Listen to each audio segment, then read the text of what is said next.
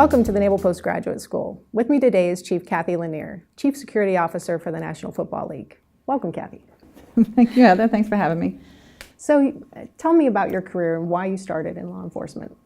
I just finished almost 27 years as a police officer. I started in Washington, D.C. when I was just 23 years old. I wish it was a glamorous reason for starting there. I was a very young single mom, and I started off with the Metropolitan Police Department because they offered tuition reimbursement, and I wanted to get an education. And when I started almost 27 years ago, I started with a 9th grade education at a GED. Wow. So that's where I went to start my career and get my education, and 27 years later I found myself retiring as the chief of police. So you have 2 master's degrees. I do. One from I took that education thing pretty seriously. And you're a lifelong learner, so you're always I am. looking for the next I opportunity. But you have 2 master's degrees, one from Johns Hopkins and one from here at the Center for Homeland Defense and Security. Can you tell me about your thesis? So my thesis here, it was a very interesting time when I came to the Naval Postgraduate School. We were one of the very early cohorts coming through. It was not that long after 9/11. I had just been moved after 9/11 into the Special Operations Division of the Metropolitan Police Department, and the threats had really significantly changed for us. We were used to dealing with large protests and demonstrations. We had been through the post-WTO riot anarchist movement, and then 9/11 happened, and we realized that we had to very dramatically change the way we did business. So as the new commander in Special Operations Division, then coming here to this program, it really pushed me to think differently about the way we police.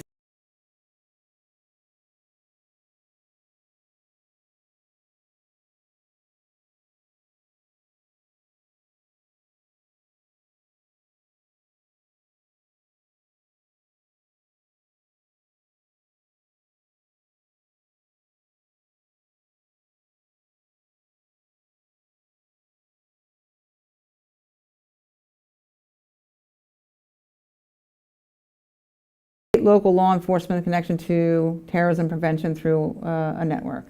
This was long before the information sharing environment was developed. So I was really trying to write about something that didn't yet exist, and that's really tough to do.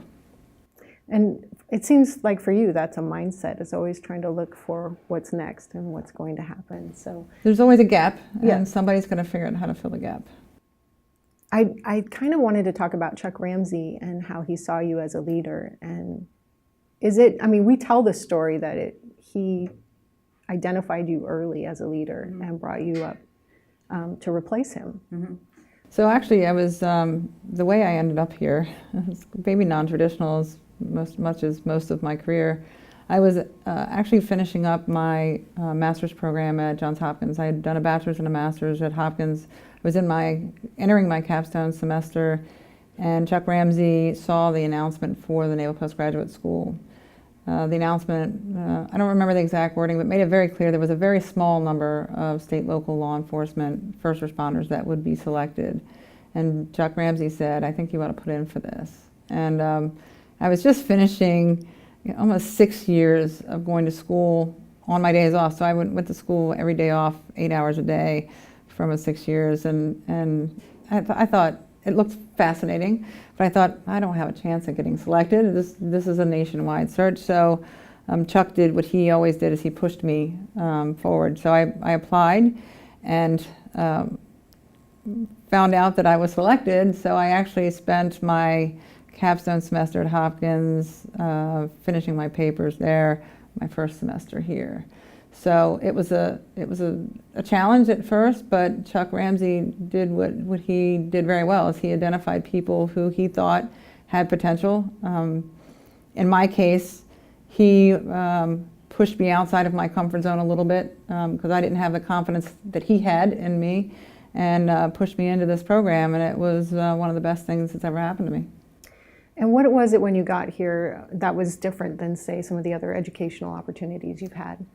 So I think the timing for my arrival here and just the construct of this program and the way the program is run really were ideal. I was at a point in my career where I was trying to really fundamentally change policing. fundamentally changed the way policing manages counterterrorism and terrorism prevention in the nation's capital, at a point where I was finally mature enough in my position to understand, once I got here, that education and leadership no longer was about managing things well and doing things well. It was about creating the change that needs to happen and thinking more strategically.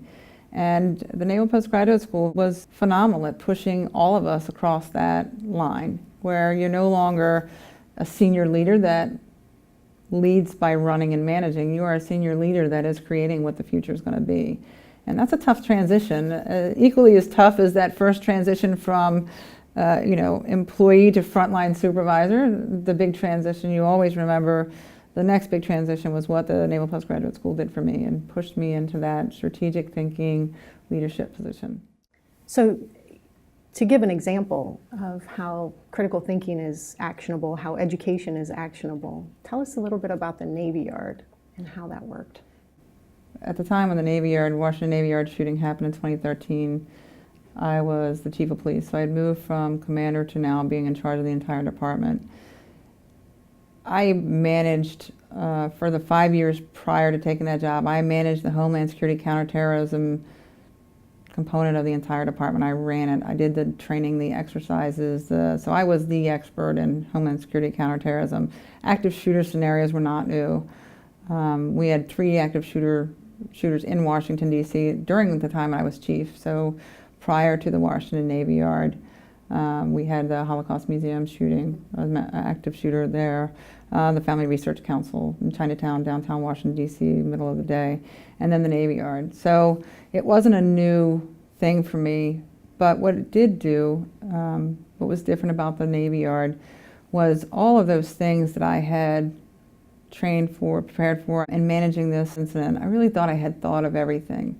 And this is where the strategic thinking from the Naval Postgraduate School really helps me after the Navy Yard as much as it did before. I think we managed the Washington Navy Yard very well with the military in terms of integration of multiple agencies. I mean, this was potentially a terrorist incident as it was unfolding. It was occurring on a military base in a city where the Metropolitan Police Department is the lead agency on any homicide, and we knew it was a homicide very early on. So more than 20 agencies on the scene, 117 responders from 8 different agencies inside of the building trying to track down the shooter, managing this initial scene for about 9 hours, and then the crime scene for 11 days. That was really a heavy lift in terms of interagency cooperation, communication, organization. But more importantly, after the Navy Yard, the morning after the first day, the actual shooting took place, I got together my responders who were on scene and did the first of a series of after-action debriefs. And then the following day, I went to the Park Police and debriefed with their on-scene folks. And I did that because I realized that as well prepared as we were, and as much as we trained, as much as we exercised, there were still things that happened in the Navy Yard that we had never thought of. We trained with the military. We trained exercises on active shooters, but we never trained inside the Navy Yard because we mistakenly believed everybody in the Navy Yard was armed because they're military and they weren't. So we didn't think about our having to respond into that Washington Navy Yard. So my goal over the next several weeks was to develop an after-action report that very critically identified the things we didn't think of, the mistakes we made, the things that we could put in that report, 1, that we could fix, which we did, and 2, that we can share with other responder communities globally. So doing an after-action report that, 1, that's critical of ourselves, that we can write in a way that we can share, so it's not classified, it's not protected, that doesn't, draw negative criticism to the agency, and that's another big lift, but we had to do it. We had to do it because these incidents continue to happen, and they continue to happen to different communities, and so we did. We developed a very comprehensive after-action, and I published it, and it's still open source on our website at the Metropolitan Police Department today. And I think those are the hard decisions that you learn here.